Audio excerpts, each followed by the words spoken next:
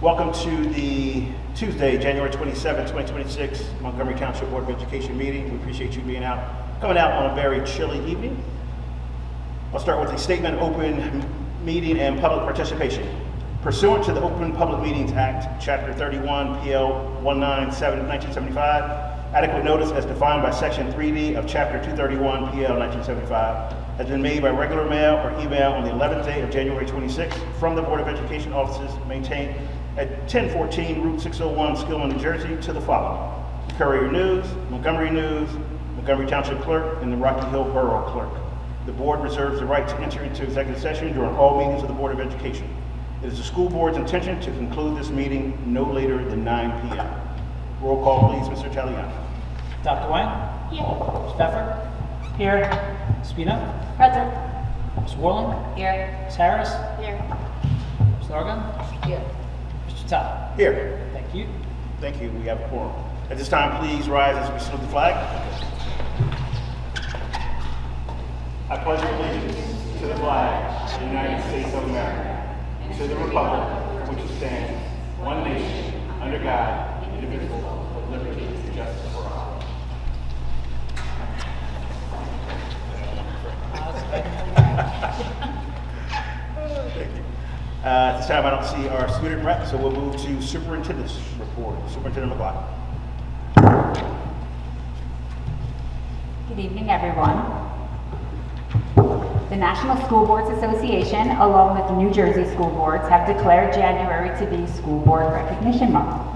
The Montgomery Township Board of Education members are public servants who dedicate their time to the oversight of the school district operations and the well-being and academic achievement of all students in the district. Our board members take great pride in having an impact on the education of the children in our community and helping the district prepare our students to achieve their dreams. Tonight, we want to acknowledge you and thank you for your service to the Montgomery Township School District community.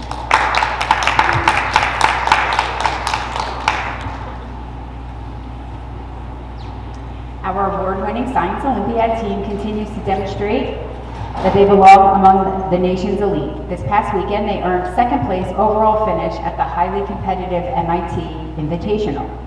MHS and UMS hosted their first ever evening curricular dance performance, showcasing the creative talents of students in grades 7 through 12, including our unified dance students. The evening highlighted powerful student-crafted choreography and was a wonderful celebration of creativity, collaboration, and expression. UMS students started the month with community flex assemblies to remind us of their role in the school community and the expectations of all students, ensuring UMS is a safe and fun place for them to learn. During January, many students competed in academic activities and competitions. These included the Spelling Bee, the American Math Competition Level 8, and the Science Olympiad. The Science Olympiad team placed second and will move on to the state competition in March. At the end of this week, UMS will host second round of Care Days on Thursday and Friday. Students will participate in assembly led by the Montgomery Township Police, take part in win at social lessons with peer leaders from MHS, and come together to celebrate our school community in an all-school rally. January has been filled with moments that highlight talent, creativity, and spirit at LMS. On January 5th, our January 5th and 6th grade chorus concert was a wonderful success and a perfect way to welcome the new year, showcasing students' voices and hard work while bringing the community together. Upon return from winter break, the PTO-sponsored book fair was also a great success and a wonderful way to re-engage students in reading. The excitement around books and storytelling was evident around the school and helped set a positive academic tone for the rest of the year. The energy continues as rehearsals are now underway for the LMS school play. The halls are buzzing with excitement as LMS transforms into a chocolate wonderland inspired by Willy Wonka Jr. Students across grades 5 and 6 are collaborating to bring this imaginative production to life. VES's 31st annual Young Scholars Institute Holiday Service Drive was a success again this year. Students in each class collected school supplies and gifts for a young scholar. Peer partner advisors and the 4th grade peer partners loaded a van and delivered the gifts to the YSI in Trenton. It was an impactful community service experience. The new year brings the reestablishment and reinforcement of Blazers' beliefs, core values, and code of conduct. Students reflected, considered areas of success, and set goals for improvement in the new year. Villagers celebrated Martin Luther King Jr. Day with classroom lessons and activities and reflections on Dr. King's quotes and how they can impact our lives and choices. Students learned the importance of being service to others in their lives and within the greater community. On January 21st, VES's first semester chorus held their winter concert and their schoolmates during the day and for the parents in the evening. They sang an impressive repertoire of seasonal music, making the entire community proud of their performance. And that concludes the superintendent report. Any questions for Superintendent McLaughlin? Hearing none, we'll now move on to committee representative reports, starting off with MTA reports. Mr. Rizzoli.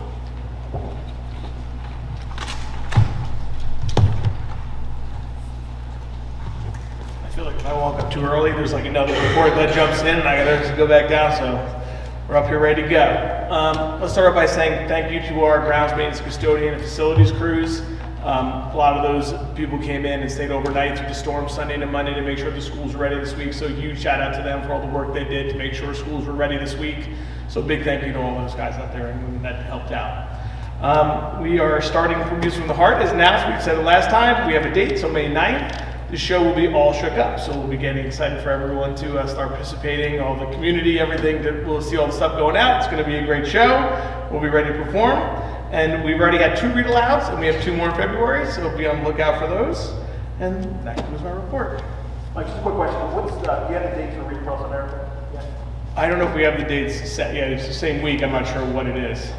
But we'll be putting out, Stacia will put out who would like to read for volunteers shortly to see who wants to come in. So please, I hope everyone on the board participates. I know we have a lot of familiar faces. The kids always love it. It's a good time. So. Yeah, it's a lot of fun. And just while you're up there, the board is happy to announce that we have reached a tentative 3-year agreement with the MTEA. We will be voting on a memorandum of agreement this evening. There's still some contract language to be worked out, but we're very hopeful that will be worked out very, very soon. At this time, I would like to thank Mike, his negotiation team, our former team. We have former board members, Anya Wolecki-Jernigan and Michelle Dowling. Great. Good times negotiating, but we're just happy to almost get across the finish line. So just want to make sure we made that announcement and make sure we acknowledge that. We also want to acknowledge Superintendent McLaughlin for her work, Assistant Superintendent Kelly can't speak, yeah. And Andrew, all your work is much appreciated. A lot of hours, a lot of time spending getting this to the finish line. So I just want to thank you all. Thank you. I really appreciate it. We're excited to get it all done. Thank you very much.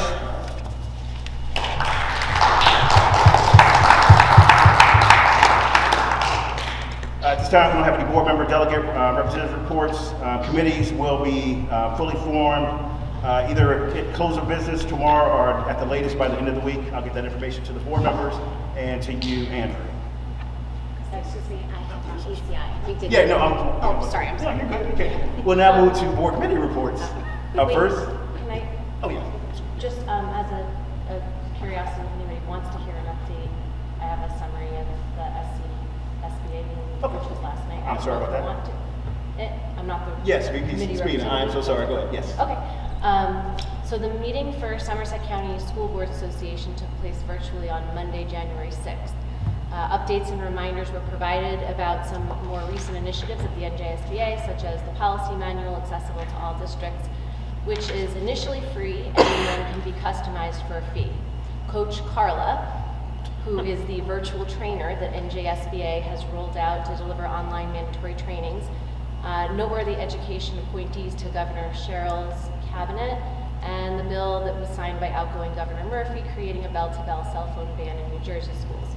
A model policy regarding internet-enabled devices is being worked on and should be ready for before the 26-27 school year. Bills that did not pass that they updated us on included the School Funding Reform Act, a bill regarding regionalization of school districts, and one about the state health plan, which are expected to resurface in the next legislative session. A reminder was given to reiterate the importance of all new board members completing Governance 1, within the first 90 days, and for all board members to get their disclosure forms completed and uploaded in a timely manner. The bulk of the meeting was then dedicated to a panel discussion entitled Building Fiscal Clarity, Strengthening the Board VA Partnership with 3 Somerset County representatives. The 3 panelists shared a wealth of information and tips on how to best build effective, strong partnerships between the board and the business office. Some of the points reiterated throughout the discussion was the need to build trust through open lines of communication and to avoid surprises at the board table.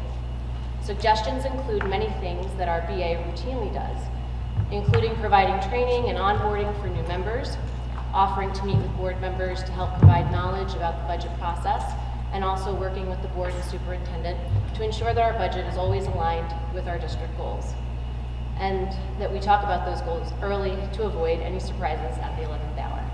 All 3 panelists provided suggestions on what board members should have some understanding of, and some of those items included the ACFR, which is the Annual Comprehensive Financial Report, and the Audit Management Report, which we are hearing presentations on tonight.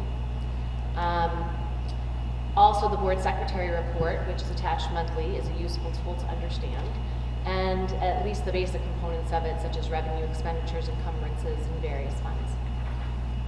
All 3 of the panelists said that the best way to gain a big picture understanding is to develop a trusting relationship with the district's BA, because that is the person who is in the best position to provide us with the education we need to look for trends and make strategic decisions.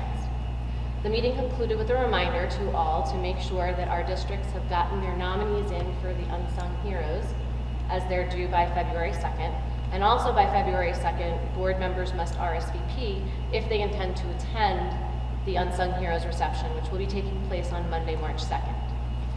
It's always a nice way to honor some of our students.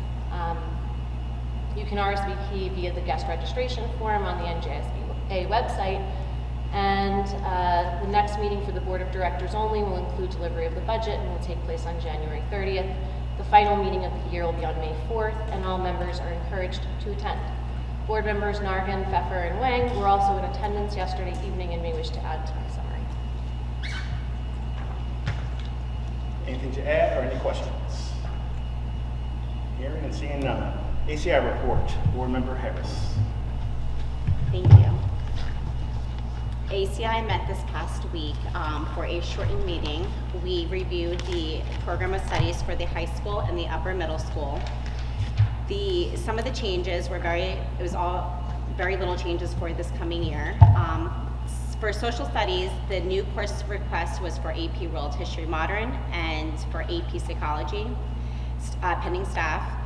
For science, we have AP Research being offered in 2026 and 2027. Elective science courses rotation noted are weather and meteorology running in 26-27, organic chemistry honors running in 26-27, astronomy is not running in 26-27, as well as microelectronics honors and nutrition and food science.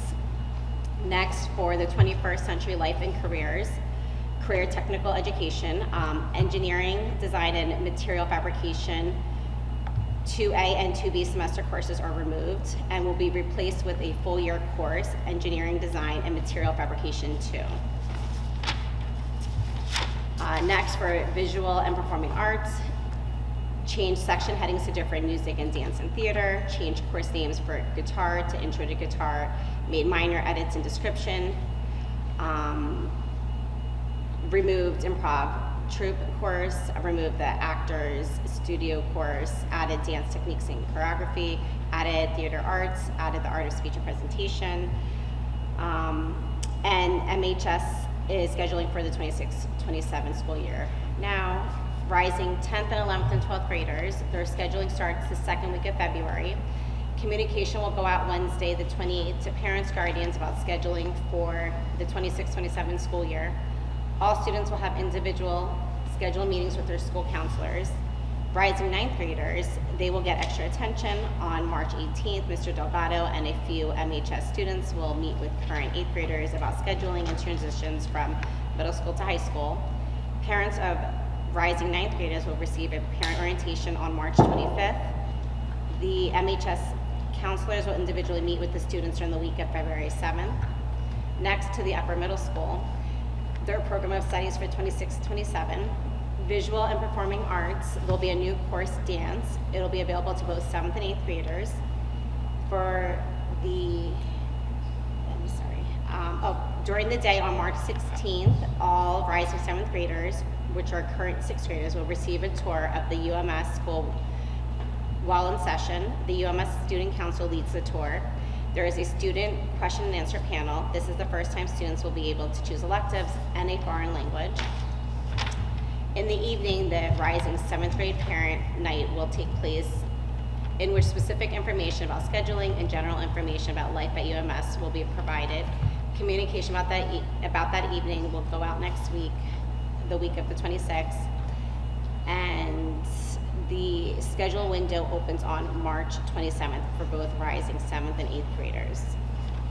And that was really all these highlights, yeah. Any questions for Board Member Harris? Yes, thanks for the report. I have a question for the science and social science part. So the question is, you mentioned there's possibly two learning opportunities for the AP ones. And I know last year we had opened a new one for AP seminar. So as I reached out earlier when I see the agenda, and I want to know what's the enrollment number for the past year for AP seminar. I'm asking is because this is a newly added AP courses, so understanding the enrollment will help us better understand and interpret the demand being referenced. I can get you those numbers. Okay. So there's another question. So I actually have that answer. Oh, that's So good. for AP seminar, Yeah. we had 2 sections this year with approximately 57 students. Thank you so much, Mary. So there's another question. Just bear me with my rationale, so you'll hear my question at the end. So when we discuss the strong demand at the high school level, I'd also like to revisit last year's group letter from the higher education faculty regarding the science pathways. Biology, I believe, is a required course for graduation, right? Yeah. So according to NJDOE, the school performance reports, it has constantly had the highest enrollment, over 160 students, and the largest number of test takers, AP classes, or AP biology, more than 150 in recent years. So I believe this reflects clear and sustained student interest.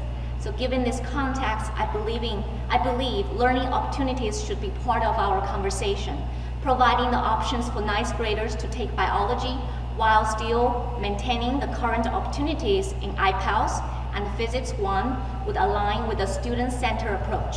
I understand that administrators have expressed concerns about the staffing capacity in the past, and a small pilot could be a reasonable way to assess feasibility, collecting feedback without overextending resources. So this is a topic that our community have discussed for a little bit while. So I fully understand the district physics first philosophy and the commitment to aligning with next generation science standards. As we learned at the December board meeting, the state is scheduled to revisit and revise the science standards this year. So for students who have very clear STEM goals, I believe it is important for us to consider how we can continue strengthening their pathways. So this is my question for our superintendent and the ACI committee moving forward is what process might the district use to evaluate whether expanding access to biology for ninth graders, even a small proportion of them as a pilot, is a viable next step. Thank you.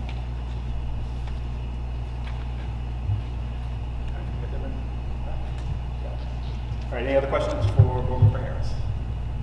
Seeing none, we'll now move on to Policy and Communications Committee. VP Spina.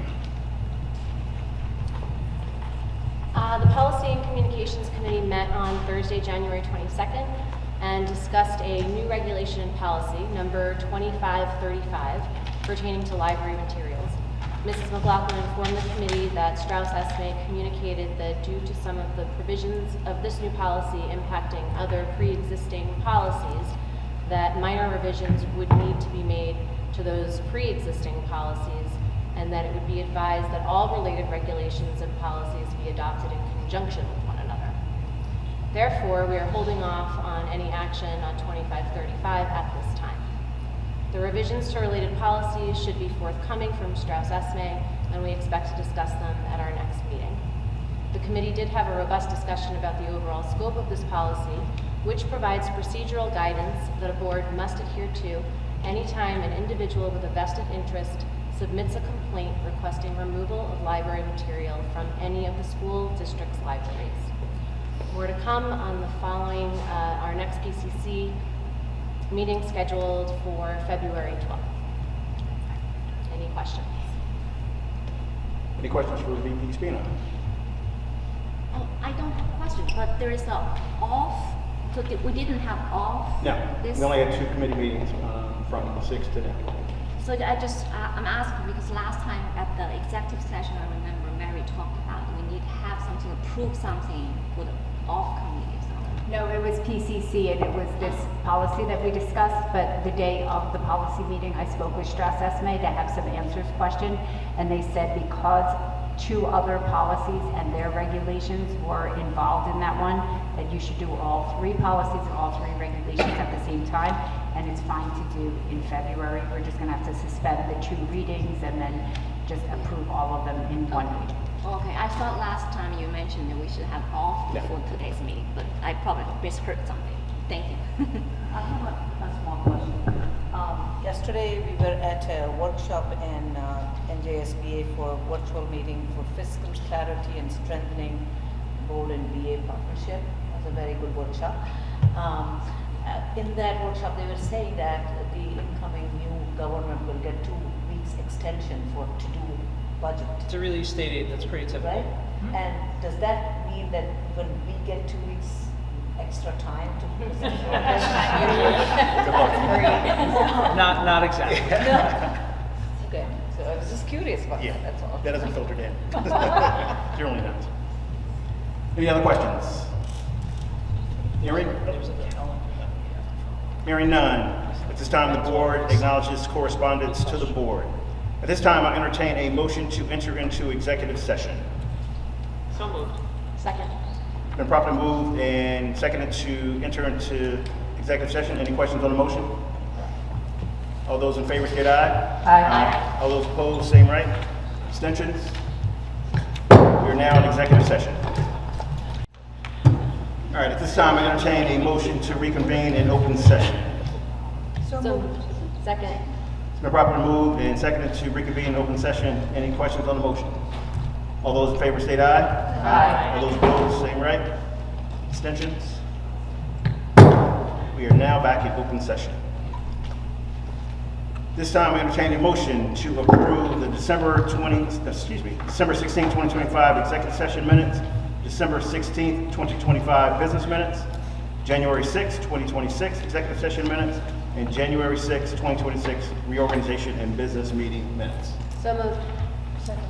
It's been properly moved and seconded to accept the minutes. Any questions on the motion? Roll call, please, Mr. Taliano. Dr. Wang? Here. Pepper? Yes. Spina? Yes. Dr. Herman? Yes. Ms. Warland?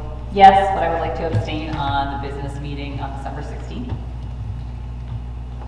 Noted. I'm sorry, the executive session. Executive session for the Yes, 16th? please. Noted, thank you. Sarah? Yes. Yes. Oh, yeah, yes, I should say yes. Mr. Nunez? Yes. Ms. Nargon? Yes. Mr. Todd? Yes. Thank you. Motion carries. Action agenda items, public comment. The Board of Education welcomes and encourages input from the public.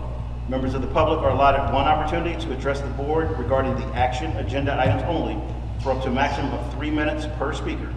All comments must be directed to the board. Before you make your comment, please state your full name and address and enter both on the Chromebook provided.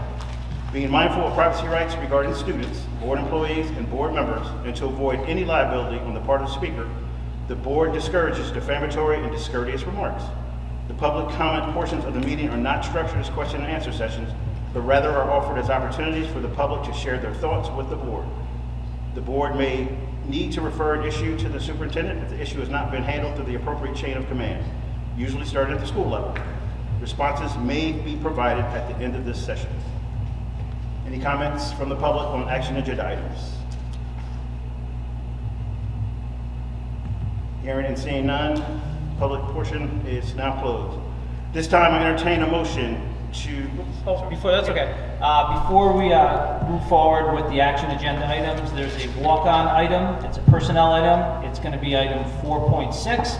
Since it wasn't advertised, I'm going to read the resolution into the agenda. It reads as follows. Whereas certain disputes arose between the Montgomery Township Board of Education and the Montgomery Township Education Association concerning the successor collective negotiations agreement for the 25-26 through 27-28 school years, and whereas the association filed a charge with the Public Employers Relations Commission, docket number CO 2026-12, and a clarification of unit petition, signed docket number CU 2026-004, and whereas the parties have voluntarily agreed to settle the disputes, the terms of which are set forth in full in the settlement agreement, which is attached hereto and made part of this resolution. Now therefore resolved that the terms and stipulations and conditions as established in the settlement agreement are hereby ratified and reaffirmed in all respects. The board president and business administrator are hereby authorized and directed to execute the settlement agreement and any other documents necessary set to this settlement. So that is item 4.6 that's added to our agenda. Thank you. Thank you, Mr. Taliano. At this time, I entertain a motion to adopt action agenda items 1.1 through 4.6. So moved. Second. Been properly moved to adopt agenda items 1.1 through 4.6. Any questions, discussions on the motion? Can I have some are comments, some are questions. So just be patient again. 2.2, Montgomery High School Program of Studies. So this would be a comment. I want to thank the two new board members, Francine and Catherine, and our administrators for continuing to engage with the community's questions about academic pathways. So this topic has been raised by families over the past few years, and I also brought it up earlier last year during the ACI discussion. Many parents continue to ask why our school district does not offer the visual pathway for courses along the program of studies, especially since all our neighboring school districts provide such type of support. So the response we heard was that visual pathways can be confusing. I understand that concern. However, it is likely equally confusing for families in neighboring school districts as well. So despite of that, those school districts still share visual guides because they recognize the value of helping parents and students better understand their options.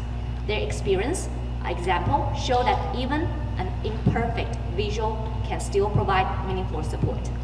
So as the greater Princeton area continues to change demographically, we now serve many families who may not have gone through K-12 system in the United States. For those families in particular, a visual overview can make a meaningful difference. So with today's tools, such as AI, it is feasible to generate clear, accessible visuals that help families better understand the Montgomery High School Program of Studies, even as an initial starting point. So for families considering joining our community, joining Montgomery High School, or transitioning from the upper middle school, AI can be served as a helpful tool to navigate the program of study on your own. And as we heard in the ACI report earlier, our high school is exploring additional learning opportunities across various areas, so making clarity and accessibility even more important. I also want to acknowledge how much our community appreciates ongoing support from our school counselors. Families constantly share positive feedback about the guidance they receive over the summer, help them sign up courses, particularly when navigating processes that are new to them. Thank you again for your continued dedication and supporting for all the families, including those experiencing the K-12 system here for the first time. I have another comment I want to make, a question. That the question for the superintendent and her team. So that's is a program of studies for upper middle school. So before I jump into my questions, I'll elaborate my rationale. So we should also clearly... 2.3? Yeah, 2.3, yeah, agenda item 2.3. Program of studies from upper middle school. So we should also clearly communicate that Algebra 2 in grade 8 and Geometry in grade 7 are no longer available to our upper middle school students. Families who are seeking advanced learning opportunities need to understand what options are and are not available within our school district. Last year, superintendent asked what other school districts offer in terms of similar opportunities. Community members have shared with me that comparable options are available at no cost to students in Hopewell, Princeton, West Windsor, Plainsboro, and Bridgewater, just to name a few. I also asked my undergrad students at Ruckus, and it appears that this type of learning opportunity is offered at no cost in many other New Jersey school districts. In some places, these opportunities fall under the gifted and talented programs. In others, they're provided to students who demonstrate readiness at that level. So we also heard from our administrators that our students achieve top-level average SAT scores.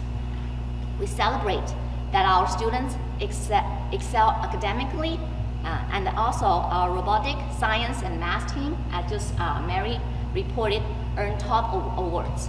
So we're deeply grateful to our teachers whose dedication, support, and guidance play a central role in helping our students reach those high levels of achievement. Excuse me.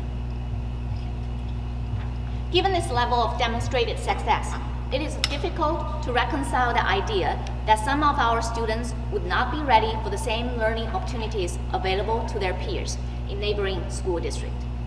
With that in mind, and then recognizing that nearby school district provides these opportunities free of charge, how can we ensure that we are addressing equity for our own students? So this is my question for superintendent and her team, as it directly relates to our district goal one.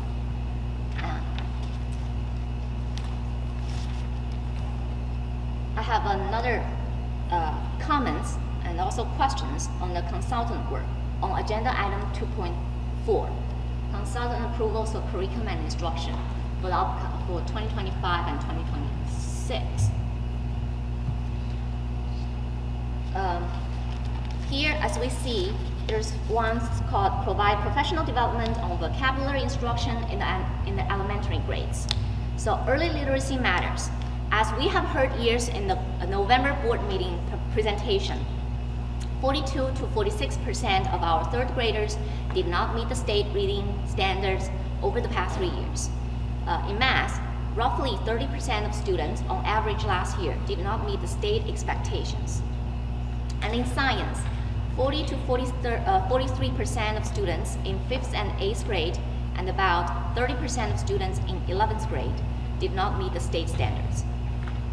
Early literacy and foundational skills compound over time, and their impact follows students all the way to higher education. Given that vast majority of our Monty graduates pursue higher education, so I want to share an observation that aligns with some of you may have already heard. A top public university in California recently reported that the percentage of incoming freshmen requiring remedial math increased from 1 in 200 in 2020 to 1 in 8 today. So this trend is not unique to that institution. It reflects broader national concerns. Community probably also read the news from the nation's report card, called NAEP, for 4th graders and 8th graders. Let's ask, is our school district unique from this national trend? The answer is no. As we noted during the November board meeting, our school district has not yet specified measurable goals in these areas.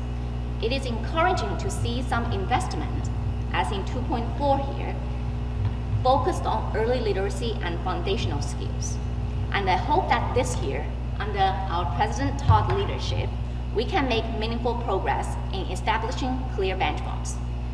So as a board, our responsibility is to evaluate the growth and impact of this investment. What measurable goals should we set, and what will we monitor progress to ensure that these efforts yield meaningful improvements for our students? So that's also my question to the board, and I hope we can discuss this at the board retreat, or maybe the ACI committee will talk about that. Yeah.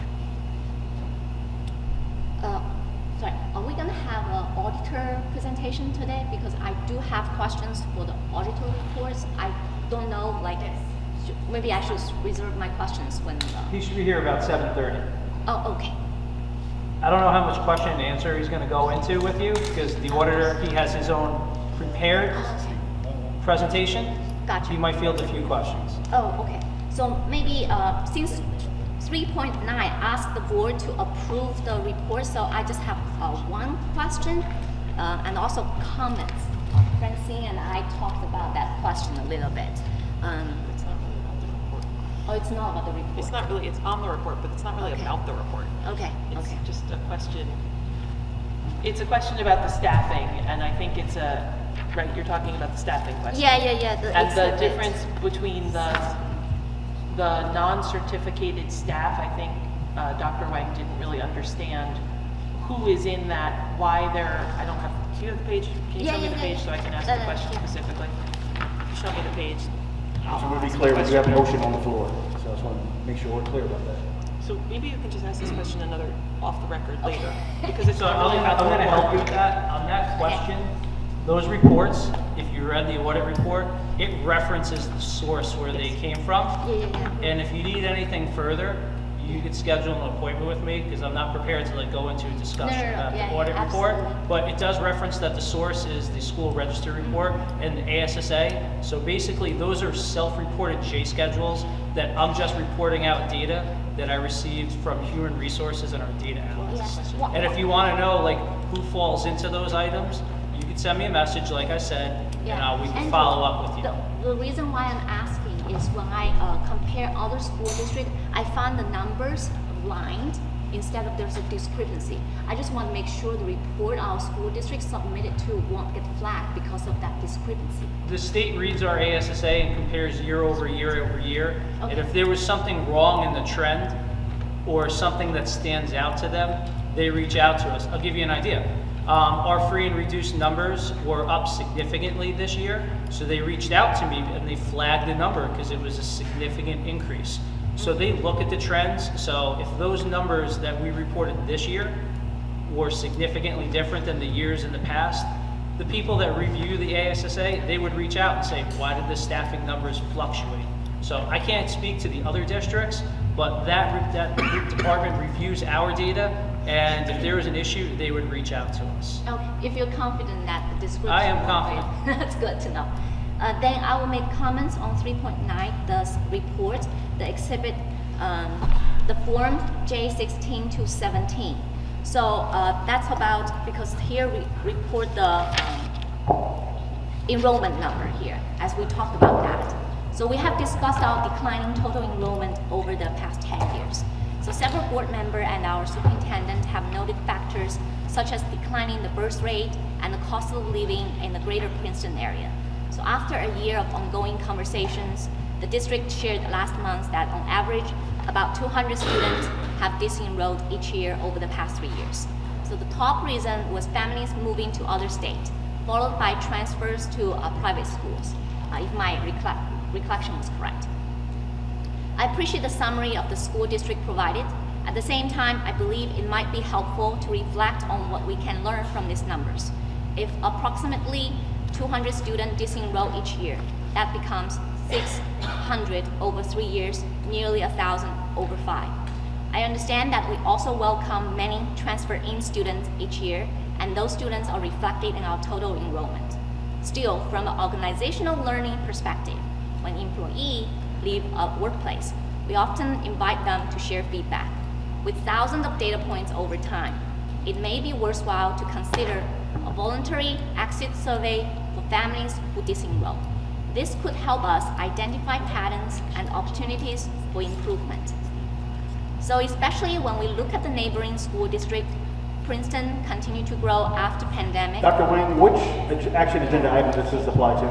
3.9 In what way? is you ask the board to approve the report, right? So I'm going to help you. I'm asking the board to accept the annual audit. Allow me to finish, please. The auditor comes in and does his job and reviews our records as per what the state requires him to do, and I'm asking the board to accept that. It's a standard practice in every school in New Jersey. That doesn't mean the board member is going to understand every word and every detail on that page. It's asking you to accept the work that was done. It doesn't mean you have to agree with it. That's what's going to be done. We're not here to discuss everything that's in that book and some staffing data and how it pertains to increasing or declining enrollment. That is not what I'm asking anybody on the board to do. I'm just asking that a certified independent CPA came out and reviewed our records, which they did for 6 weeks. And we got a fabulous report. And I'm basically by law supposed to report out to the board that we had that procedure take place and to accept it. And when the auditor comes by law, if there was any recommendations that he saw that he recommends to me and the board, he's supposed to read them aloud and some summary financial data. That's what takes place. I hope that helps. Yeah, it helps. So I just want to make a comment on that. You can make a comment, but I'm not going to answer any of your questions No, I'm not regarding asking the J questions. schedules. Yeah, so I'm gonna continue finish my my comments. So before pandemic, in the greater Princeton area, all the school district enrollment went down. So especially when we look at the neighboring school district, Princeton continued to grow. Hopewell, Hillsborough remains steadily. It seems valuable for us to understand our trends more deeply. So caring for every student means supporting them while they're with us, and also caring about their continued success when they leave. Therefore, I disagree that there's nothing that we can do or learn. So in my view, this philosophy should guide us across both K-12 and higher education. We all share the same mission across the educational continuum, to meet the students where they are and advance their success. So that's my comment to agenda item 3.9, after I read the report. Thank you. Any other questions, comments on the action agenda items? I have a question on 3.16 and 17, just to understand it. This, the incoming students from other school districts, the tuition rate here is one 39,653, and then the other one is 36,167, based on 91 days and 92 days. So I'm assuming this is the entire year tuition, but then they will be charged prorated for 91 days and 92 days. I agree. Two things. I'm going to answer as best I can with protecting the students. Because it's student-related data, I'm very limited, like it's a matter, I'm very limited in what my answer could give. There are 2 students that we're accepting. They have different circumstances. Their start dates are going to be different dates. And this is the prorated tuition based on 91 and 92 days for those respective state ID numbers. So this is the amount we are getting, the total amount we are For getting. that's the amount we're getting for those respective remaining days. I can't answer any more because I have to respect the identity of these students. So that's as much as I can say. No, I think, no, please don't tell me anything about the students. I don't want to know that. I just want to know that when I see the tuition rates, there is a difference of 1 day, but then the difference of tuition amount is more than 3,000. There are different circumstances, Ms. Norgond, and I can't get into. But they are already programs. Right. Different Yeah. programs cost Yeah. different amounts. Okay. And I didn't even want to go that far. I don't want to identify the students. You're not. Any other questions? Any other questions on the motion? I'm sorry. No, go ahead. About, no, it's just a comment. Yeah, sure. About we did receive $3,000 from state's defense for robotic teams. The Department of Defense. Department of Defense, right? Mhm. So I'm just curious when they donation is towards supplied materials or towards travel, towards what is it? So we can use it for anything? So For essentially, robotic teams? there's criteria that the donation is to be used for, and we have to follow what that criteria is. And if you'd like, we can follow up with an email with you tomorrow. I don't have that criteria to present out to you tonight. But like, put it to you this way, if the donation was meant for supply materials, that's what we would use it for. If it was for a set piece of equipment, that's what we would use it for. If the intent of the donation was for travel expenses to help our students get to a certain competition, that's what we would use it for. So however the donation was written up, that's what we have to match and like use it for based on what its intentions are for. I don't know what its intentions are for tonight, but I would hope the board would graciously accept the donation, and we will use it as it was intended to. Anything else we need? Any other questions, discussion on action agenda items? Hearing none, roll call please, Mr. Taliano. Dr. Wine. Yes. Ms. Pfeffer? Yes, except I abstain on 4.4. Noted, thank you. Ms. Spina? Yes, abstain on 3.16. Frank Arm? Yes, recused from 4 to 4.6. Noted, thank you. Ms. Worland? Yes. Ms. Harris? Yes, but recused from 4.1 to 4.6, please. Noted, thank you. Mr. Nunez? Yes. Mr. Nargon? Abstaining from 3.16 and 3.17. Yes for all. Noted, thank you. Mr. Todd? Yes. Thank you. Motion's carried. Thank you, sir. All right, before we get to new business from the public, we will now pivot to our student rep for his report. So, before I begin, I'd like to congratulate the new people on the board. Congrats, guys, for winning the election. So, January was Muslim Heritage Month, celebrating the history, culture, and contributions of Muslim Americans in New Jersey and across the nation. The beginning of January to the 5th was school closing, and students returned from winter break following an 8-day schedule on the 5th. And for all of January, winter sports teams continued regular season competitions with the unified basketball home game on the 7th, promoting inclusion and school spirit. The first robotics kickoff event was from the 9th to the 10th, where students participated and competed. The MHS PTSA meeting was on the 14th, with the Winter Choir concert on that same day, and the impact. The Think Fast Assembly was for all sophomores, focusing on teen driver safety. Fortunately, I did not win those Amazon gift cards. Sorry, Dad, you won't be getting a birthday present this year. But Martin Luther King Jr. Day was on the 19th, with school being closed, and the 22nd was the winter dance performance. The end of semester 1 was January 23rd, with the start of semester 2 today, January 26th. Hopefully I can get my grades up. Anyway, the National Honor Society induction ceremony will take place January 29th, with new members being inducted in recognition of academic achievement and service.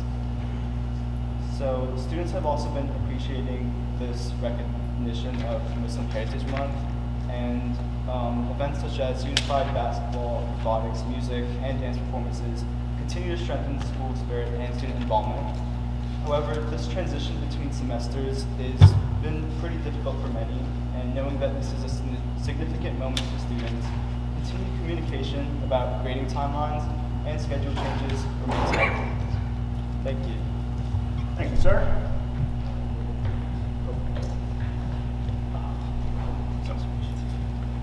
New business from the public. The Board of Education welcomes and encourages input from the public. Members of the public are allotted one opportunity to bring any new business to the board for up to a maximum of 3 minutes per speaker. All comments must be directed to the board. Before you make your comment, please state your full name and address and enter both on the Chromebook provided. Being mindful of privacy rights regarding students, board employees, and board members, and to avoid any potential liability on the part of the speaker, the board discourages defamatory and discourteous remarks. The public portion comments of the comment portions of the meeting are not structured as question and answer sessions.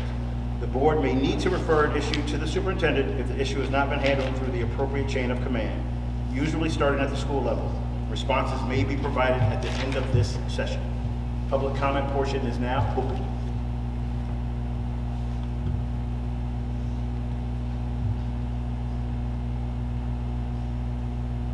Public comments are now open. Seeing and hearing none, public comments are now closed. The auditor had 3 presentations tonight, and he's expected to be here any moment. Oh, are you? How did I miss you? Okay, look at that time. Okay, at this time, I'd like to welcome Eric Zimmerman from Supplin Clooney, and he's going to provide our annual audit presentation. Thank you, Mr. Zimmerman. Thank you for the introduction. Good evening, everyone. Once again, my name is Eric Zimmerman, and I'm with Supplin Clooney Company, and I'm here tonight to present the results of your fiscal year 2025 audit.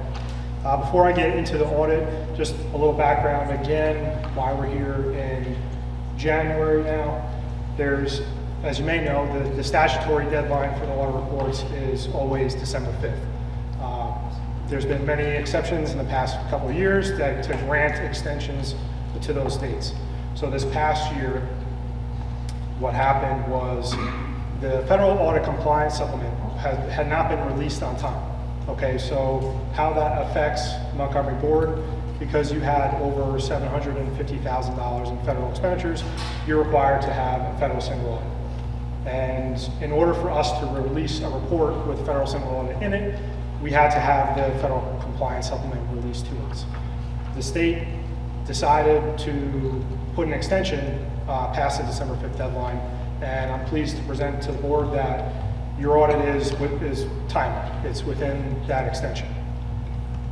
As far as the audit is concerned, we, as always, we're issuing 2 reports.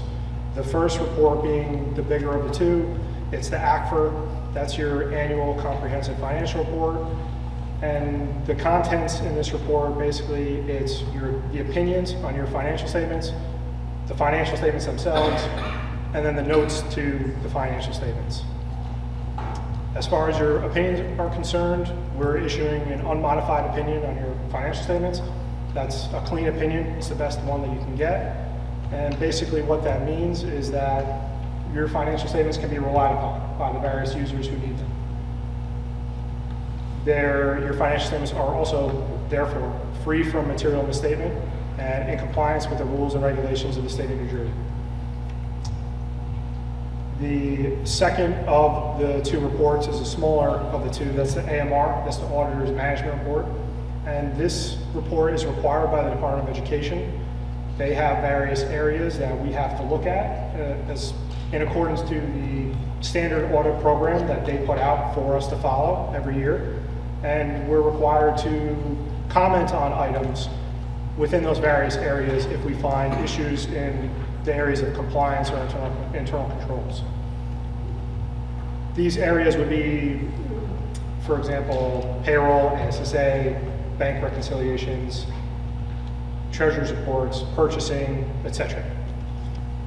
That is where this year you do have a recommendation that at the presentation where you accept the audit report, the recommendation has to be read out loud. So it's recommendation 2025-001 that appropriate action be taken to ensure that net cash resources of the food service account do not exceed 3 months average expenditures. So a little background on this finding. It's not entirely a fair one, in my opinion. The Department of Agriculture has been harping on firms like ours, what we do, and to basically kind of force our hand to put this into the report. And what it means is basically you have almost a little bit too much cash in your food service account. Okay, it's supposed to be self-sustaining, but it's not supposed to make a profit or a big profit. And this calculation basically goes to show you have a little bit of an excess. This, in my opinion, this excess, we've seen this across almost all of our board events. It was from after COVID, and money was being provided to all the districts through supply chain assistance and emergency school monies. It was all excess COVID funds. They increased the free federal subsidies, the rates that were being reimbursed, and all the lunches, if you remember, after COVID, they were all free. So not only were you getting reimbursed at a higher rate, but every lunch was free. So if you look at the past years, the amount of money that was coming in post-COVID into this account from federal sources far exceeded what you were getting prior to COVID.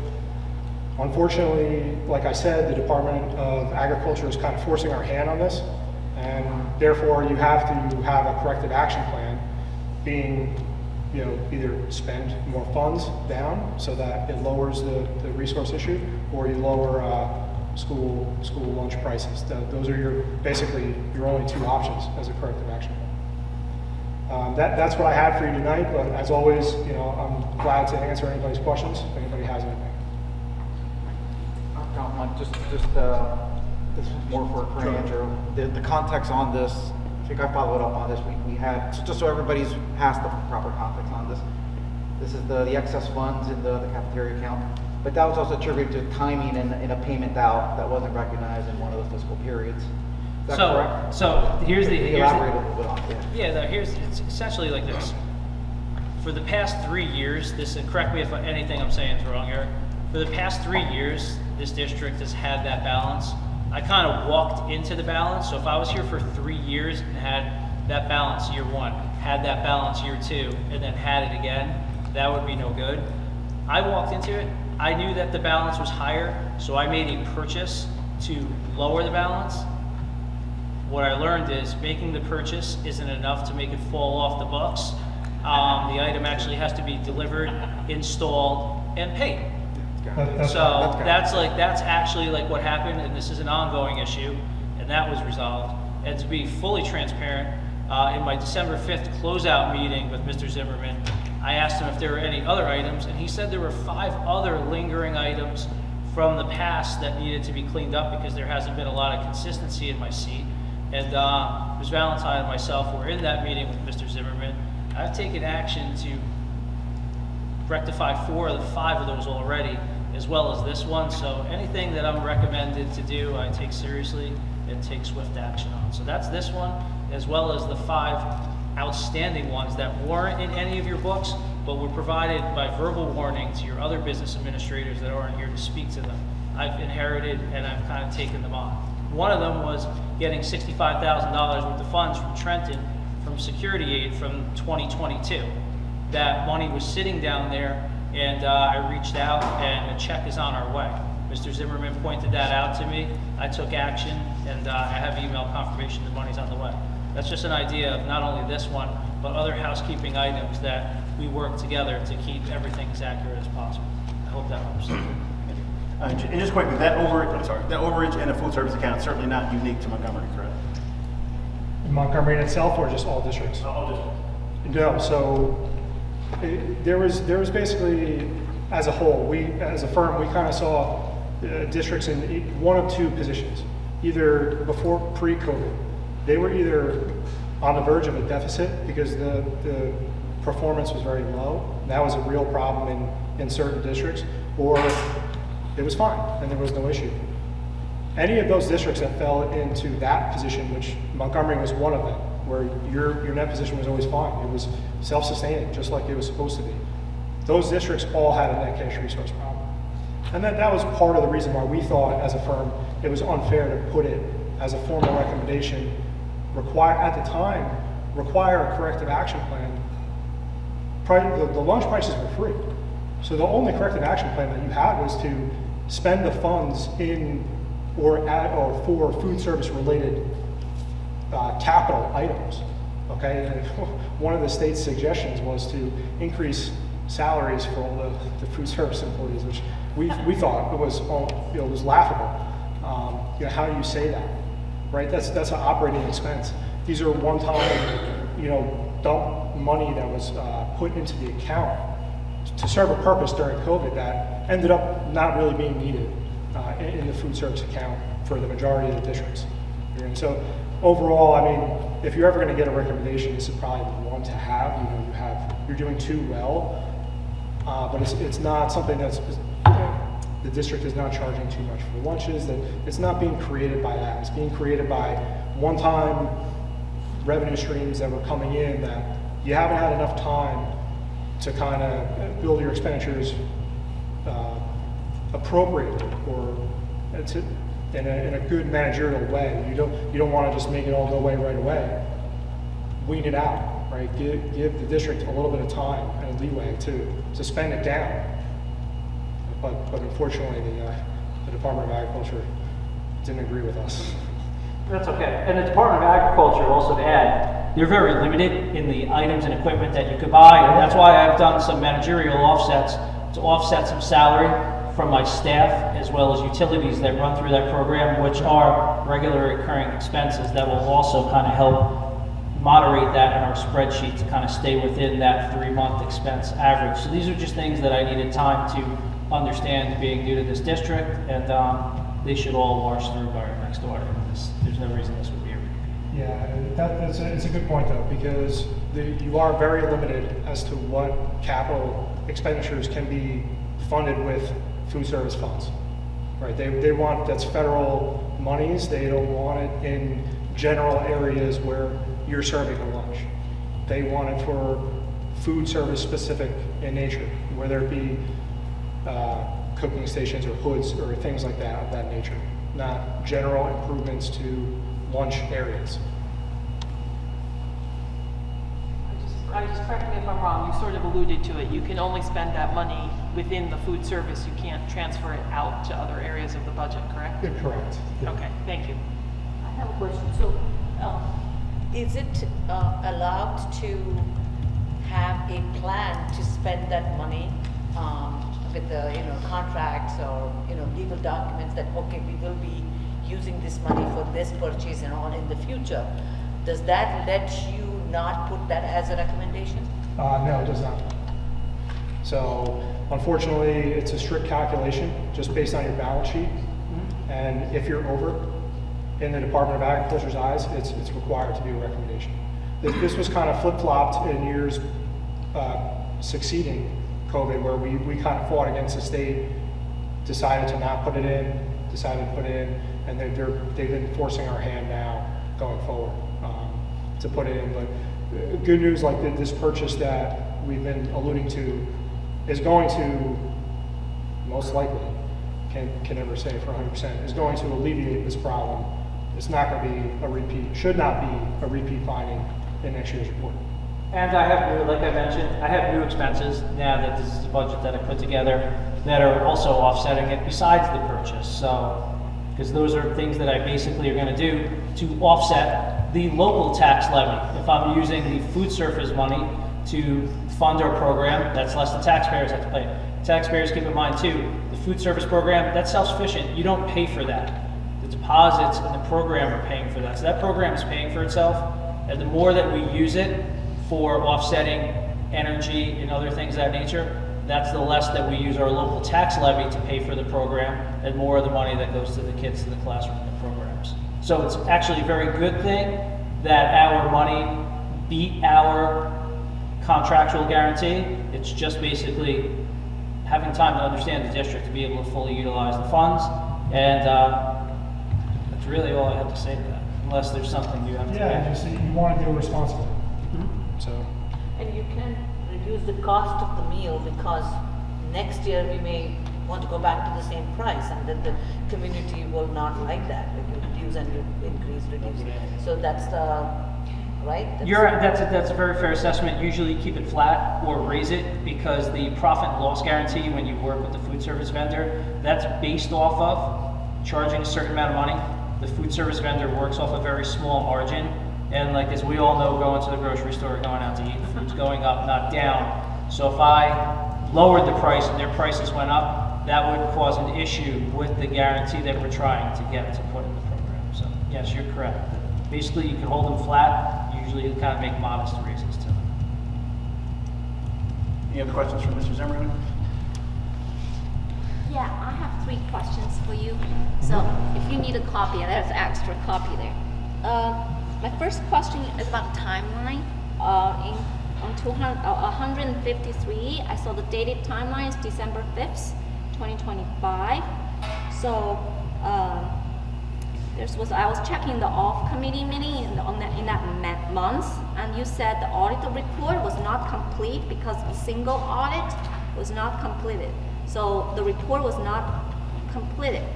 So what specific not completed on December 9th, December 9th, 2025 off meeting?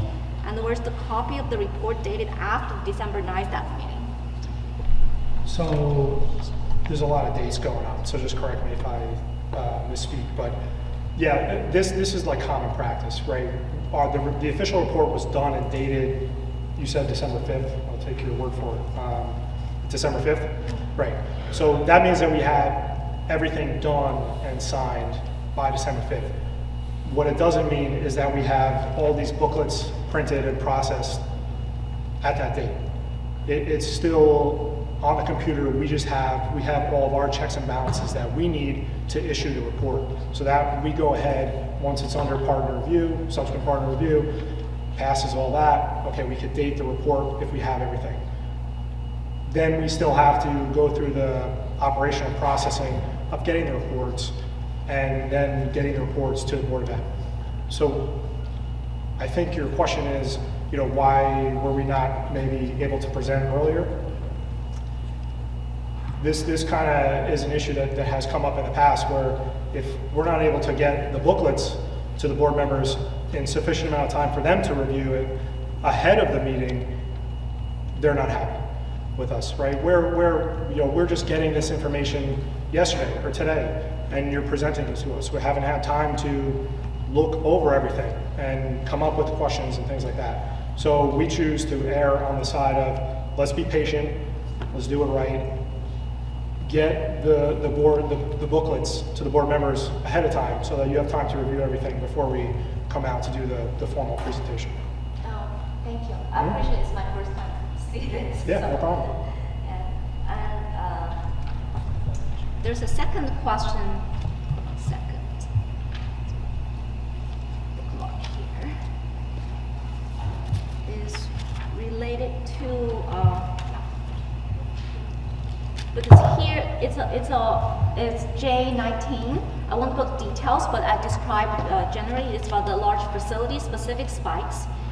So that one, like village elementary, between the year 2023 and 2024, there's a increase there. And for Orchard Hill Elementary, there between 2 years, 2022 and 2023, there's a hike there, and 2024 and 2025, there's a hike there. So the question to you is really what the audit procedures were performed to explain this increase.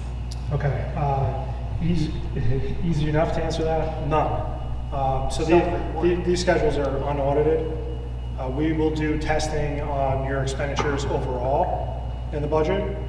The specifics of, like, this is just the maintenance line, so if you look at your comprehensive maintenance plan, there will outlay like these expenditures by school, okay? We don't look into what was being purchased for each school to explain differences that you're seeing in that schedule.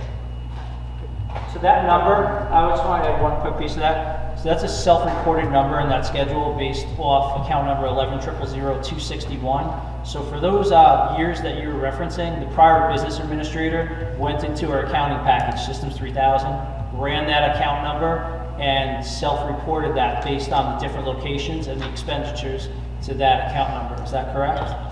Yeah, and again, if you look at that final M1, the comprehensive maintenance plan, those expenditures get reported there. Mm-hmm. So I'm sure with your accounting system, you could look into detail by school code what those expenditures were, but it's not part of our audit procedures.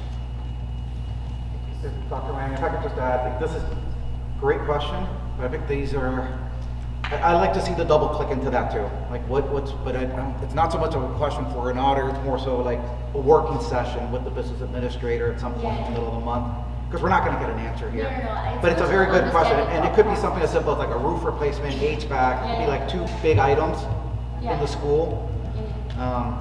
I think it's something maybe we can follow up on, but right now, I don't think. And I'll be honest, those numbers, they were self-reported by somebody that I took over for. I don't have their notes exactly on what they reported out. This is the only thing I'd be able to do for those fiscal years is go into the accounting package, run a report by those account numbers, and you can take a look at every expenditure by those account numbers, and they'll back into the number in the report, how they were split amongst those buildings.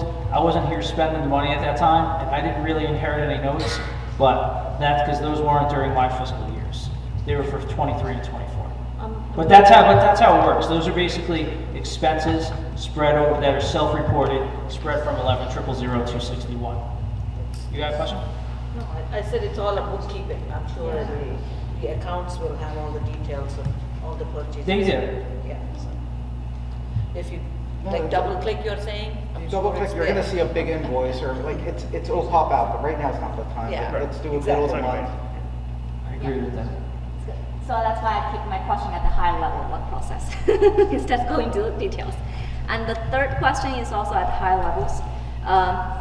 Exhibit C3, page 97. So here on that number 808 number includes two adjustments that when nested together, they appear to add an unbudgeted cost of dollars. Similar to adjustments are made every year for the past 10 years. So what the audit procedures were performed to confirm this, some of the irregularities no longer occurred? Could you just repeat the end of that question one more time? Yeah, so prior year, the audit adjustment related to the discovery of the payments authorized by not paid or some duplicate payments. So what auditor procedures were performed to confirm these irregularities no longer occur? I'm a little confused what you mean by irregularities. So What page is that are you I see, referencing? you're on In the C3. 97. So are you talking about the state aid numbers that are there, the 737 and 808? Yeah. So those are just the state of New Jersey deferred the state aid payments for the last two payments of the year. So as you get your final state aid numbers, you don't get that money until July. So when we go from budgetary basis to GAAP basis, we don't recognize that revenue. Okay, Because it's that's not a state- received. It's a state requirement. Yeah. All right, so, but those represent the final payments, and they're being adjusted either in, which is the prior year state aid that you're now collecting in this fiscal year, or being reduced by the state aid that you're not realizing the final two payments that you collected, in this instance, in July of 2026. 2025, I'm sorry. We're not that far yet. Last question is still on that same page. On the very right column, there's the number 331, that one. The special revenue funds. Yes. So what does this 331,000 of additional not budget expense represent? I'm trying to understand that. Yeah, budgetary purposes. So in the grant fund, that's a special revenue fund, on a budgetary accounting basis, we recognize encumbrances. So encumbrances are orders for goods that you have not received, but they're being booked in the financial system. On a GAAP basis, we don't recognize them as expenses, so we're backing them off. Right, on your budgetary schedules, we see them as expenditures, and then we're backing them out to get to a GAAP basis.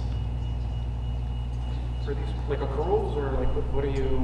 They're encumbrances, so they're orders that you haven't received the goods for yet, goods or services, but they're orders that have been approved by the district. So you're just waiting. They're open purchase orders. They've been booked in the system. You're just waiting on the goods to come in to then be invoiced and pay the bills. So the monies we received, you're marked for those intended purposes, but because they are not received and paid, that's how they're recorded. Thank you. Yep. Any other questions from Mr. Zimmerman? Hearing none. Eric, thank you so much. Yes, thank you, everyone. Have a good night. Thank you. Thank you. Be safe. Any other items from the board? Hearing none, I entertain a motion to adjourn. Actually, before I do that, since Mr. Mistretta and Wheels of Change is here, I just want to publicly thank you and your staff for the amazing job to get the buses up and running and transporting our students over these last couple of days. And hearing that, I'll entertain a motion to adjourn. So moved. Second. Been properly moved and second. All those in favor say aye.